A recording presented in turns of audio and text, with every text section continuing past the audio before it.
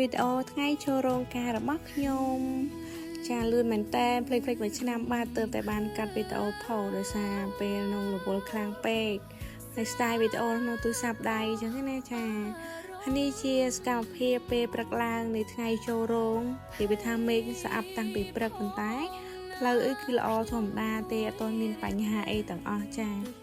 ឡើយនេះគេចាប់ផ្ដើមដឹកអវ៉ាន់មកបដាហើយខ្ញុំមកមើលគេដេកផ្កាដេករោងហើយនឹងអវ៉ាន់របស់ចុងភៅក៏ដឹកមកអញ្ចឹងណាចាមានគ្រឿងក្រៅស្លដោយសារអីយើងចូលចុងភៅពីខាងក្រៅបន្លែប្លុកអីចុងភៅគាត់រៀបចំឲ្យអញ្ចឹងយើងមានតែមកហូបស្រាប់ទេចានេះខ្ញុំថតត្រួសទេដោយសាររវល់ដែរអញ្ចឹង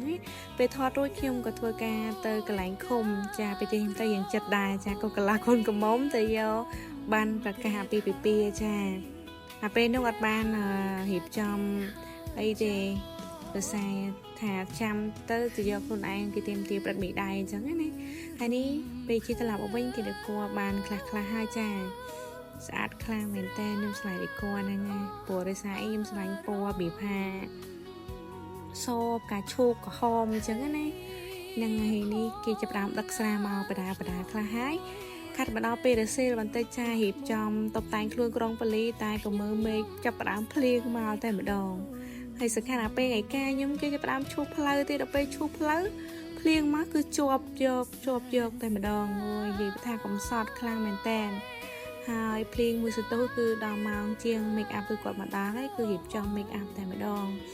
ចាថ្ងៃដំបូងអញ្ចឹងបែបសាប់សាបអញ្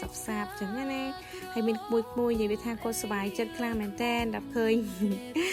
មីងឃើញអ៊ំវាកាញ់និយាយថាវាលោកប្រឆេងតែម្ដងចាហើយនេះមុខខ្ញុំចាមិនដែរចាប់ផ្ដើមប្លែកប៉ុន្មានភាគរយហើយចាពីមួយដំណាក់កាលទៅមួយដំណាក់កាលស្វិតស្រឡាញ់ពីជាងចំណានចាគឺបងញ៉ាចាអូយខ្ជូតខ្លាំងតែខ្ញុំស្រឡាញ់ណាស់ពូមុខខ្ញុំវាស៊ីណាលើកសក់ឡើងលើអត់លើកសក់ឡើងលើខ្ញុំមើលទៅខ្លួនឯងស្អាតតែម្ដងហើយចាបាញ់ស្ប្រៃបាញ់អីទៅដើម្បីឲ្យសក់របស់ខ្ញុំគឺកាន់តែជាប់សក់ខ្ញុំរៀងរស់ដែរអញ្ចឹងណាហើយកលេចមកនេះគឺបងប្អូនចាបងប្អូនកូនកន្លះកូនកំមុំចាអ្នកម្ដាយក្មេកចានិយាយពីថាខ្ញងតែម្ដងកំងសុទ្ធតែ8 10ហើយកាលមកដល់នេះគឺខ្ញុំដល់ម៉ោងស្លៀកពាក់ហើយចាចាប់ផ្ដើមប្រកាសហើយប្រកាសរក